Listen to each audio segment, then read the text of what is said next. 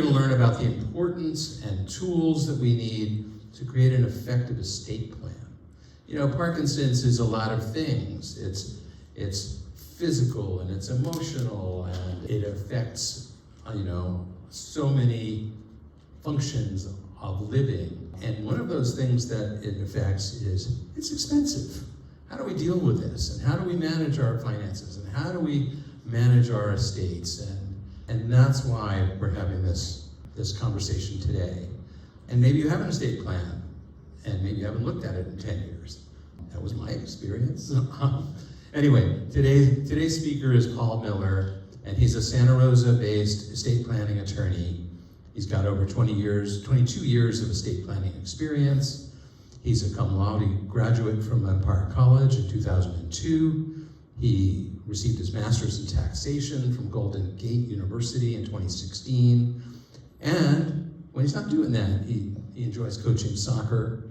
He plants daffodils around Santa Rosa and sunflowers around his office in Santa Rosa. Paul, welcome.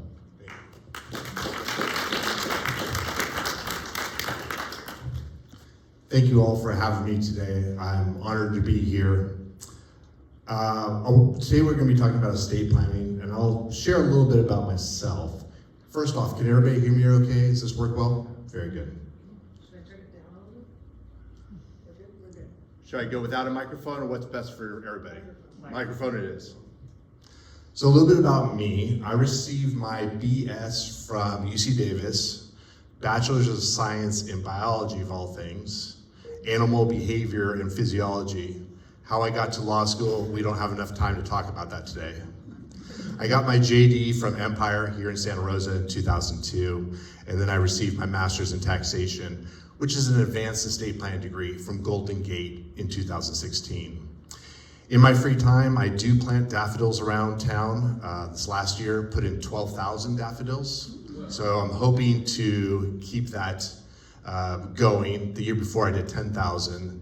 My mom says I don't do anything in half measures, and I certainly don't do that in half measures.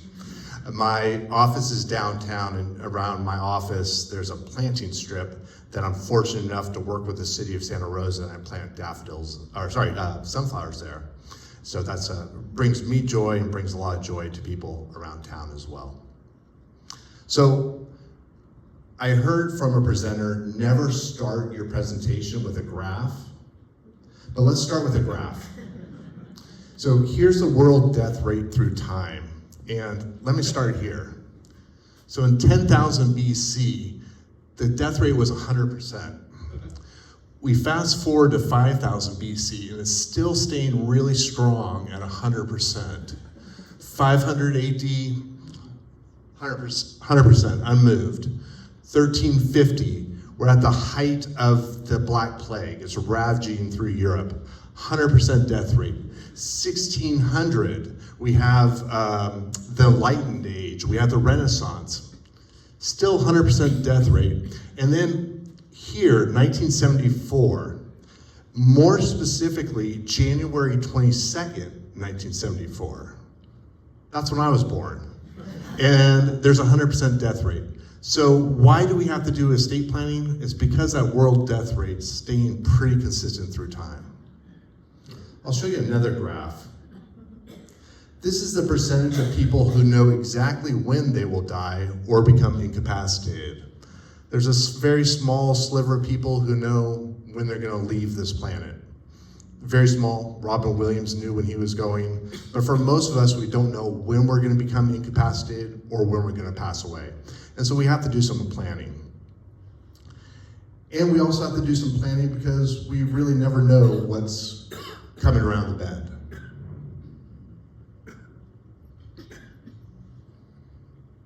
Also, are you on your way to a Halloween party too? Actually, neither of us are.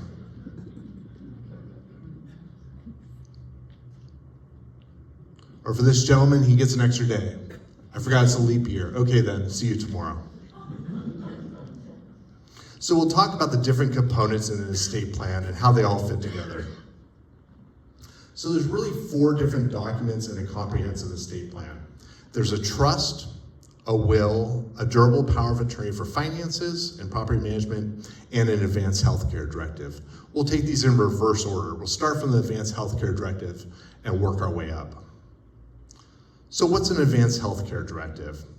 It covers all those real fun things to think about.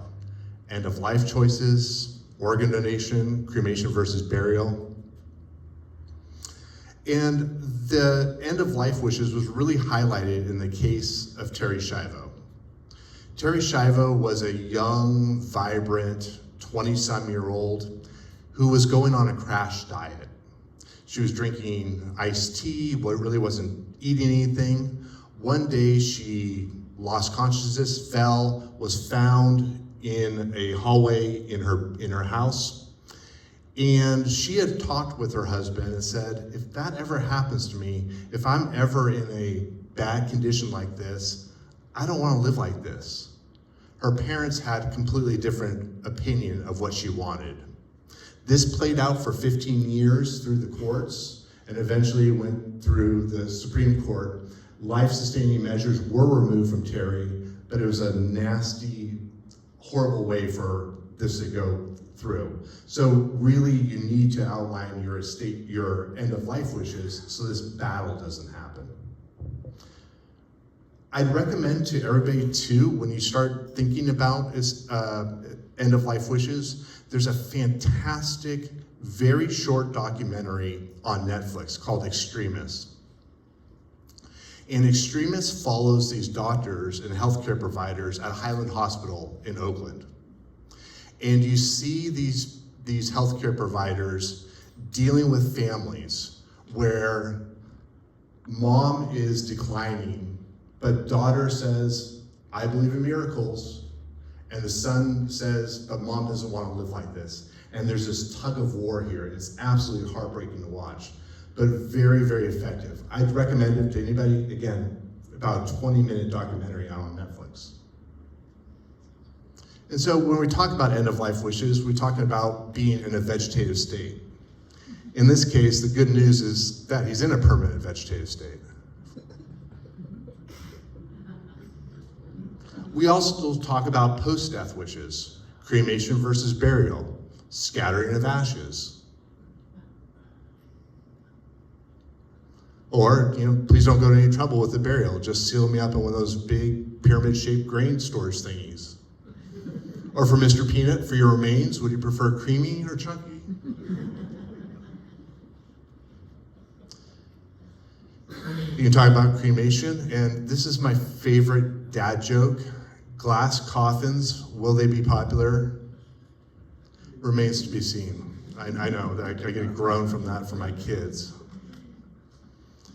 And an advanced healthcare directive also talks about organ donation. Bodily organs, not a large church organ. For a lot of people in California who have an environmental bent, they've recycled all their lives. Have you removed your recyclables when you're leaving this planet? Again, you could talk about cadaver donation to science. For Humpty Dumpty here, he's going to donate his body to catering.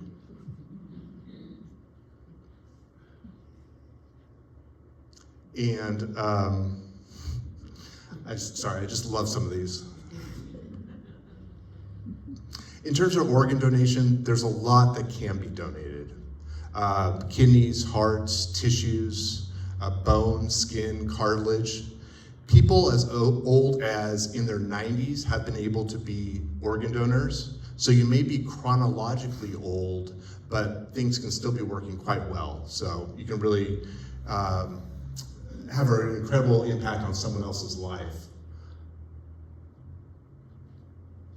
And there's lots of safeguards around organ donation.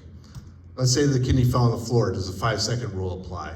There's a lot firmer guidelines around organ donation than that. And in an advanced healthcare directive, you could also outline your memorial service instructions. This guy wanted to be a bobsled. Or, if for the mime, there are really just no words to say.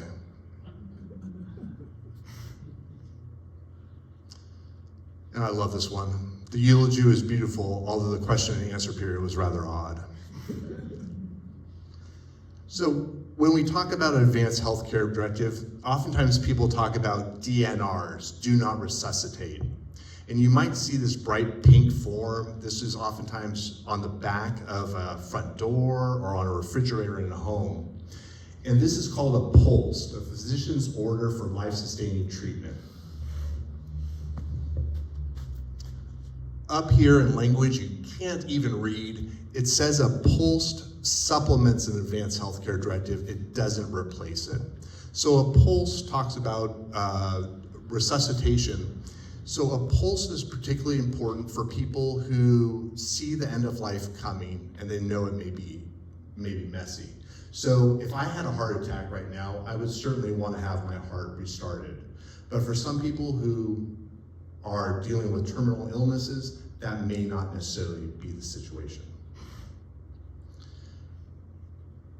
We also want to talk about the Right to Die or the Death with Dignity Act. This is Brittany Maynard. She was a 20-some-year-old young woman who had brain cancer. In California, she wanted to have the right to end her own life. That wasn't permitted in California, so she moved to Oregon, where the Death with Dignity Act was in effect. California has since created a Death with Dignity Act, and it allows for medical aid in dying. In a medical aid in dying, this is the voluntary self-administration of a lethal dose of a prescription for that purpose. It's spread from Oregon to California, Colorado, Hawaii, Maine, Oregon, Vermont, Washington, and DC. Aid in dying is also permitted in other countries, particularly Switzerland, Netherlands, Belgium, Luxembourg, Colombia, Canada, and Queensland. Very specific, Queensland. In Belgium and Netherlands, there is doctor-assisted euthanasia. So that's actually more advanced than what we have here in California. There are particular limitations on the medical aid in dying in California. You have to be determined to have less than 6 months to live from a doctor, and then you must administer that lethal dose yourself, which can become a real restriction. So if you no longer have that ability to administer that dose, that window may have already closed for you. So there are certainly some very difficult limitations there. There is an alternative to medical aid in dying though, and that's a voluntary stopping of eating and drinking. And it's not nearly as well known as physician-assisted suicide. VSED, voluntary stopping eating and drinking, is legal everywhere. There's no permission needed. You have the ability to die at home. You also have the time to change your mind. Maybe you're going through this process and go, no, I'm not ready to go yet. You can always start eating and drinking again. It's usually a non-violent end versus potentially suicide. It's generally peaceful and comfortable, and it usually takes about 7 to 14 days. So there's a time to connect with family and during this period. These are obviously very weighty conversations to have. So how do you start this conversation? Well, there are resources out there.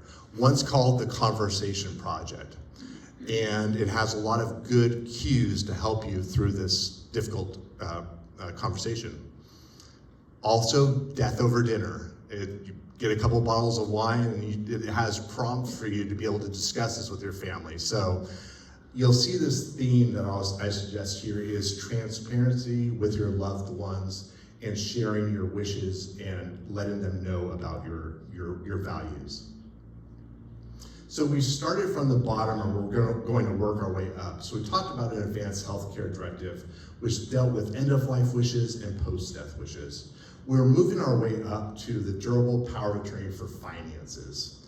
A durable power of attorney for finances deals with finances, property management.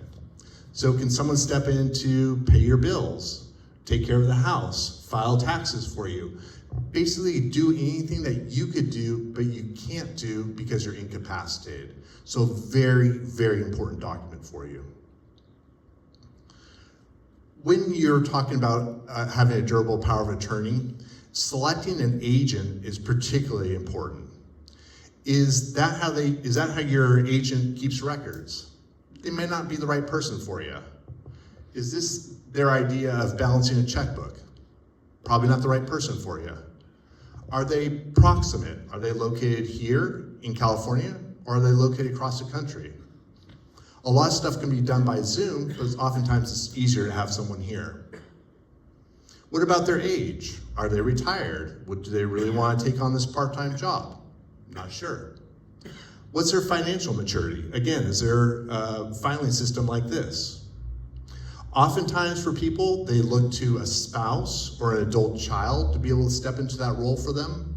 Or if they don't have anybody, they can always lean on a bank or a professional fiduciary. A professional fiduciary is someone who's licensed and insured, who does this all the time. So if there's no one to lean on, like a spouse or a child, again, a professional fiduciary is a really good option. And again, you definitely don't want to name the evil uncle as your agent under your power of attorney. So make sure you're selecting that person that you have the utmost trust and confidence in. So we talked about the Advanced Healthcare Directive. We touched briefly on the durable power of attorney for finance, which deals with financial affairs and property management if you're incapacitated. Now we'll move up the chain to the will, which is the most basic estate planning tool you can get. So you can get a will online, at Corix, Office Depot. It says where stuff goes at the end of the day. It's particularly important for parents with minor children because that's where you name a guardian for these kids. A real basic will is perfect for people who have a very modest estate. You got a car, a bank account, maybe some other stuff out there. That's gonna work just fine for you. And again, it's important to name a guardian for minor children. Hey, wouldn't it be cool if my parents named Homer Simpson as my legal guardian in their estate plan? The problem with only having a will and a more significant estate is that will trigger probate. Probate's a big frowny face. Probate's a court process which is time-consuming and expensive. It's gonna take at least a year, if not a year and a half or 2 years, and the fees that attorneys and executors make is based upon the gross size of your estate. So let's say you have a dumpy little house in Santa Rosa that's worth $800,000. The executor will make $19,000, the attorney will make another $19,000. And as the size of your estate rises, that number just continues to rise. This is great for attorneys. We're making a lot of money without working real hard, but it's lousy for the people who pass away. So we try to get around probate, and I look at probate a little bit like a wall that we're trying to get around. And we get around that one of two different ways. We either have beneficiary designations or we set up a trust. Let's talk about beneficiary designations first. Things that have beneficiary designations are IRAs, 401ks, life insurance policies, transfer on death accounts or transfer on death deeds, or bank accounts that have pay on death or transfer on death accounts. These all pass outside of probate, so that's one pathway around this wall. The second pathway around the wall is setting up a trust. And I think of a trust a little bit like a basket. I'm not very good at PowerPoint, but I'm mostly proud of this. So we put certain things into your basket. We put the house into the basket, major bank accounts, major brokerage accounts go into that basket. And during your lifetime, you have complete control of those assets. Sell them, give them away, convert into different assets. The real power is going to come after you're gone. So instead of your estate going through probate, taking a year, year and a half to distribute, it could be a lot quicker. Instead of costing tens of thousands of dollars, a couple $100 an hour for an attorney to help out as needed.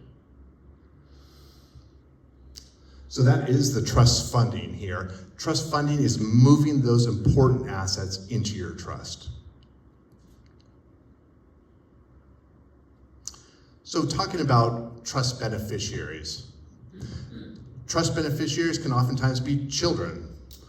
I have two knuckleheaded kids who are 16 and 13. How do I control that money for them so that they don't get everything at 18 and blow it on a sports car and a trip to Vegas. So the trust outlines that, in my trust, how we use that money for their benefit. And the beneficiaries can also be charities, a church, a congregation. Estate plans are a wonderful place to be very generous and create change after your death when you no longer need your money. And then you also have to think about those individuals or pets that you leave behind. Here's a macaw that can live for decades. How do we provide for that animal? So we can set up a pet trust or a different way to provide for them. What I want is assurance that I'm provided for in your will, since I'll outlive you by a couple decades. Oh yeah, and that cracker too. So we set up this trust, which is this basket, and then we have a trustee who steps in to administer it. So who's that person who's going to gather these assets, pay the debts, perhaps manage the assets for years, and distribute the remaining assets? We're going to talk about those same characteristics that we talked about as an agent for a power of attorney. Their proximity, financial maturity, their organizational skills, their age, their bandwidth.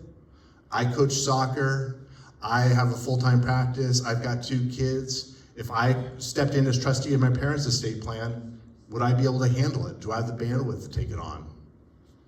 The ability and willingness to communicate. Is this person transparent?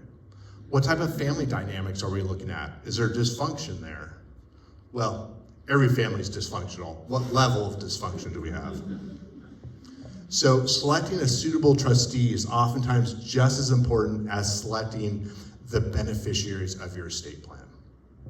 It's the difference between a smooth trust administration and conflict, hurt feelings, ruptured families, or even litigation.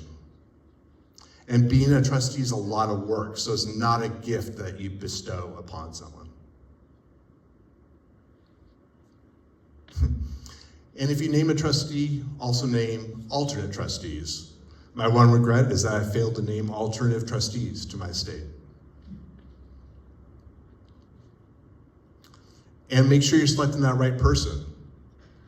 We need a plan for mom's care. One does all the work, one goes AWOL, one undercuts our decisions, and one steals her stuff. Unfortunately, that happens.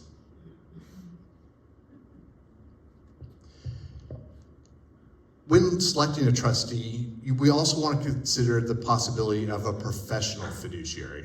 So what's a professional fiduciary? This is someone who does this all the time. In so many aspects of our lives, we bring in professionals. We bring in a plumber when stuff doesn't work. We bring in an electrician. We bring our car to a mechanic. A professional fiduciary is a pro as well. It brings in someone who does this all the time, so we take it outside the scope of the family to really leave it for someone who does this professionally. Options for creating your estate plan. Hold on. You can absolutely do it yourself. Problem with only doing it yourself is for so many things that when people do it themselves, it works out really, really well. Sometimes though, if you do your own plumbing work or your own electrical work, you flood the basement or you can burn down the house. So my theory is, self-serving to say, do it once, do it right, and not have to worry about it. So oftentimes I suggest working with an attorney. Again, you can do this yourself. I've asked Sinclair to download a DIY estate plan from the internet. I think that will suffice, don't you, love? So again, we can talk about working with an attorney. Generally, what I suggest is when you work with an attorney, what type of experience do they have? Do they practice divorce, criminal law, patent law, bankruptcy law, and do a little bit of estate planning, or are they really just focused in one area? So just look at those considerations when selecting an attorney. There are a lot of good free resources out there. I love Nolo Press. Nolo's based out of Berkeley. Fantastic guides on estate planning. Gives you a really good structure for understanding an estate plan. Rocket Lawyers out there, also LegalZoom as well. And if you do decide to do some estate planning, don't wait until the last minute. How soon do you need your will? Well, I'm flying on a Boeing plane this afternoon. And at the very least, create a basic estate plan. At a minimum, for every adult, they should have a will, a durable power of attorney, and an advanced healthcare directive. There are free resources out there. They're called statutory forms, fill in the blank forms. At a bare minimum, you should have those. And while you're at it, update your beneficiary designations as well. Maybe you've named your ex-spouse as a beneficiary of a IRA or 401k. It may go to that person to the exclusion of your current spouse if it's not updated. So you've created an estate plan. Now what? Well, review it regularly. With Thanksgiving around the corner, I thought this would be a good time to review my estate plan. But I review it every new decade, if not more often. If there's a death of a loved one, let's take a look at this again. If there's a divorce, a major diagnosis, or a major decline in functioning, those are the times to take a look at your estate plan again. And review your estate plan. While yes, your will is beautifully written, I'm afraid a few of the estate laws may have changed since 1942. A lot of people come to me and they have an estate plan from the 1990s or early 2000s. There have been some sea changes in estate planning law in those years. Your bathroom's not the same as it was in 1990 or the 2000s. Your estate plan shouldn't be the same either. And talk to your family. We should talk about our final arrangements so the kids aren't burdened with it. Why should we care? That'll be their problem. Right, well, at least we talked about it. So really have that conversation with the kids. Let them know where your important stuff is located. Who cares whether he buried the gold? Is his passwords and digital assets that we're worried about? So how does someone continue on your financial life during a very difficult time? And talk to your family. Talk to them because this is, once you're gone, you no longer have this opportunity to explore things and talk in candid terms. Sometimes people bring up old resentments that you aren't even aware of, and those resentments become a poison that it becomes toxic to a family after you're gone. Betty, I'm calling to tell you that I'm suing you for Mom's Saint Laurent thigh-high cat suede boots in dark anthracite. I've never said those words before. But you never know what triggers a conflict in a family. It may be these boots. It may be a piece of jewelry. It may be a mom's recipe book. You don't know what's going to trigger these conflicts.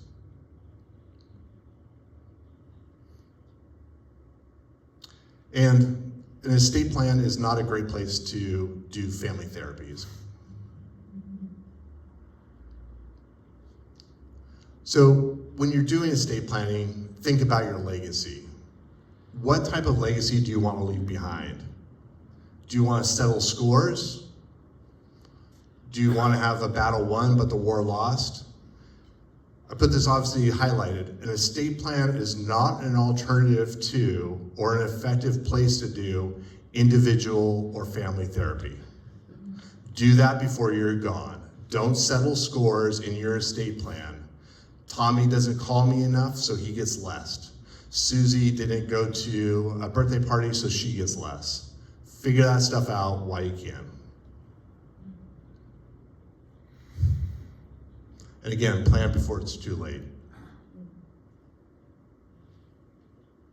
Any chance I can get another 15 minutes to call my lawyer? All right, I'm gonna close this up real soon.